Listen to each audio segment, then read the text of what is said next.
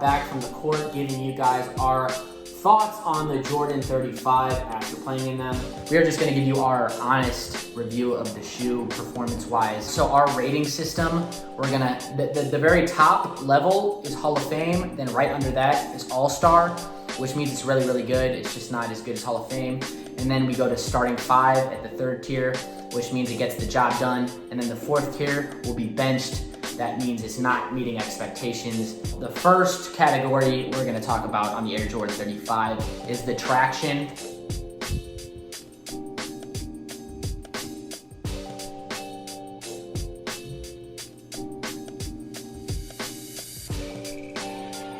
You can see the traction is herringbone, pretty standard in most shoes. But we played on a slightly dusty court, and how the shoe held up during the traction test, it didn't really pass the traction test.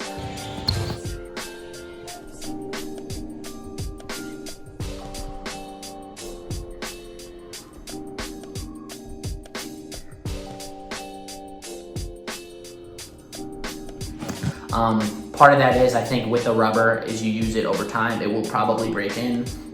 But being a quick guard, who needs to make quick cuts and stuff like that. There's a little bit of slippage. There was some slippage, and honestly, my rating of the traction of the Jordan 35, it was a starting 5. I got the job done. I've definitely had it worse, but hopefully over time, as we break the shoe in, the traction comes along.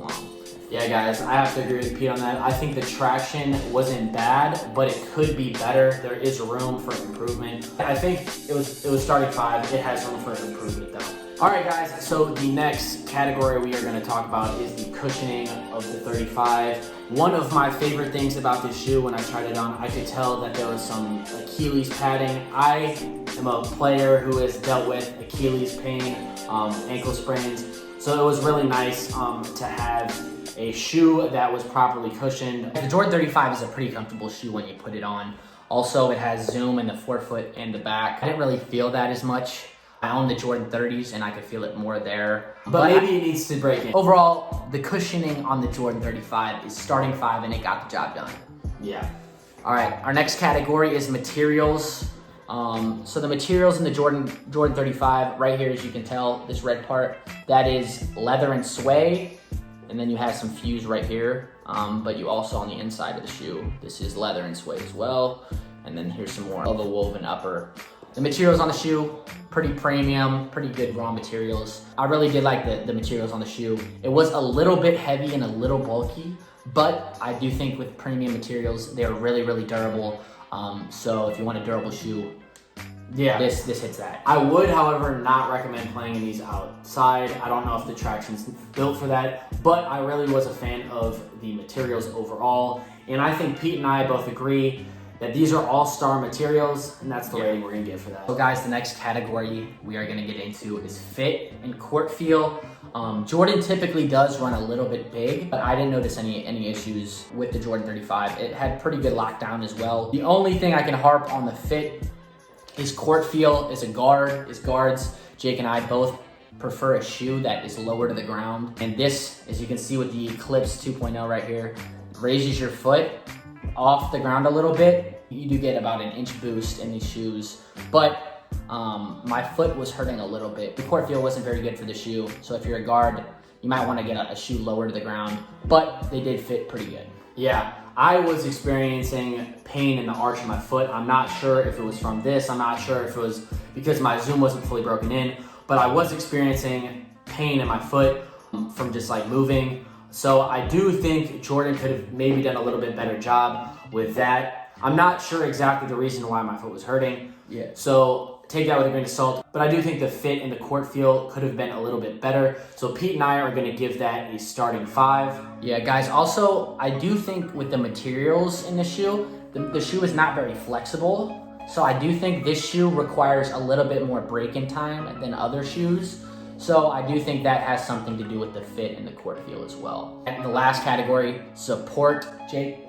Yeah, guys, I was a fan of the Jordan 35's total support. Like Pete mentioned earlier, the lockdown in the shoe was good. My foot felt completely locked in, and I just feel like I've had ankle sprains and ankle problems, so I do need a shoe that gives me proper support, and I do feel like the Jordan 35 got that done. I think it definitely gets the job done. So if you guys are looking for support in your basketball shoe, this is a good option. I may give this support an all-star, actually. I thought it did a good job with support.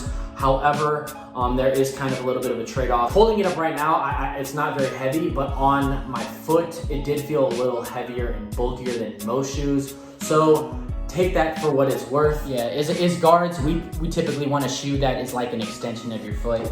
And the Jordan 35 did not feel like an extension of our foot, but that is not to say it is not a good basketball shoe. So with that being said, our final thoughts, it's in the starting 5, it gets the job done. I don't think I'll be putting the shoe in my top 2 for my rotation, but I do think as I break the shoe in over time, it will become more enjoyable and it will be a better performing shoe. Personally, I just prefer more of court feel.